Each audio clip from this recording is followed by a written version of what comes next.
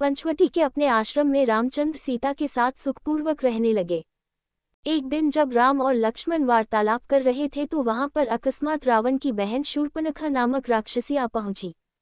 वह राम के तेजस्वी मुखमंडल, कमल नयन तथा नीलांबुज सदृश शरीर की कांति को चकित होकर देख रही थी।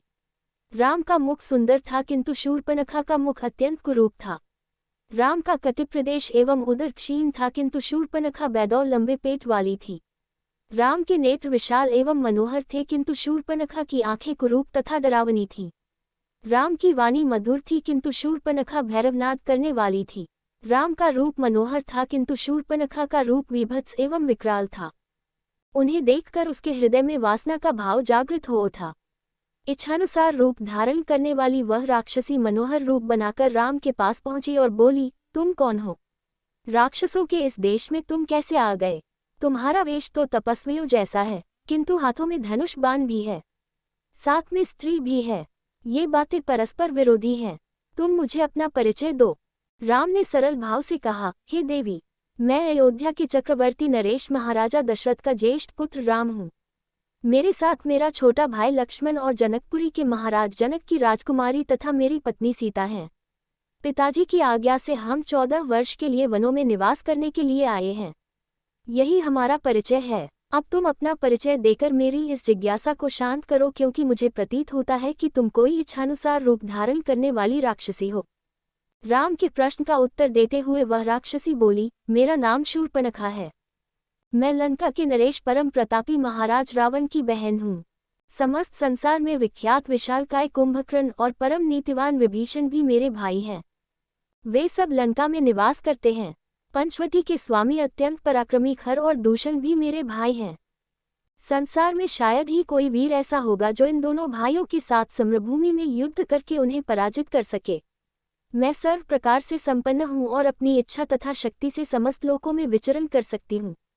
ये तुम्हारी पत्नी सीता मेरी दृष्टि में कुरूप, ओछी, विकृत मानवी है और तुम्हारे योग्य नहीं है। अतः तुम मेरे पति बन जाओ, मैं ही तुम्हारे अनुरूप हूँ। इस अबला सीता को लेकर तुम क्या करोगे? तुम्हारी भार्या बनने के पश्चात मैं तुम्हारे भाई और सीता को खा जाऊंगी और तुम्हारे साथ विचरण करूंगी। उसके प्रस्ताव के उत्तर में राम मुस्काते हुए बोले, भद्रे, तुम देख रही हो कि मैं विवाहित हूँ और मेरी पत्नी मेरे साथ है। हाँ, मेरा भाई लक्ष्मण यहाँ अकेला है। वह सुंदर, शीलवान एवं बल पराक्रम से संपन्न है। यदि तुम चाहो तो उसे सहमत करके उससे विवाह कर सकती हो। राम का उत्तर सुन शूर्पणखा ने लक्ष्मण के पास जाकर कहा, हे राजकुमार, तुम सुंदर हो और मैं युवा हूँ। तुम्हारे इस सुंदर रूप के योग्य मैं ही हूँ, अतः मैं ही तुम्हारी परम सुंदरी भार्या हो सकती हूँ। मुझे अंगीकार कर लेने पर तुम मेरे साथ इस दंडकारण्य में सुखपूर्वक विचरण कर सकोगे। शूर्पणखा के इस विवाह प्रस्ताव को सुनकर वाक्पटु लक्ष्मण ने कहा, सुंदरी, मैं राम का एक तुच्छ सा दास हूँ। मुझसे विवाह करके तुम केवल दासी कहलाओगी।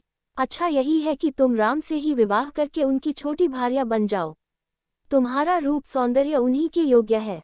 लक्ष्मण के परिहास को न समझकर शूर्पणखा ने उसे अपनी प्रशंसा समझा। वह पुनः राम के पास जाकर क्रोध से बोली, हे राम, इस कुरूपा सीता के लिए तुम मेरा विवाह प्रस्ताव अस्वीकार करके मेरा अपमान कर रहे हो। इसलिए पहले मैं इसे ही मार कर समाप्त किए देती हूँ, फिर तुम्हारे साथ विवाह करके मैं अपना जीवन आनंदपूर्वक व्यतीत करूंगी। इतना कहकर प्रचंड क्रोध करती हुई शूर्पणखा विद्युत वेग से सीता पर झपटी। राम ने उसके इस आकस्मिक आक्रमण को तत्परतापूर्वक रोका और लक्ष्मण से बोले, हे वीर, इस दुष्टा राक्षसी से अधिक वाद विवाद करना या इसके साथ हास्य विनोद करना उचित नहीं है। इसने तो जानकी की हत्या ही कर डाली होती। तुम्हें इस कुरूपा और कुलटा राक्षसी को उसके किसी अंग से विहीन कर देना चाहिए। राम की आज्ञा पाते ही लक्ष्मण ने तत्काल खड्ग निकाला और दुष्टा शूर्पणखा के नाक कान काट डाले। पीड़ा और घोर अपमान के कारण रोती हुई शूर्पणखा अपने भाइयों खरदूषण के पास पहुंची और घोर चीत्कार करके उनके सामने गिर पड़ी। वीडियो अच्छा लगे तो चैनल को सब्सक्राइब जरूर करें।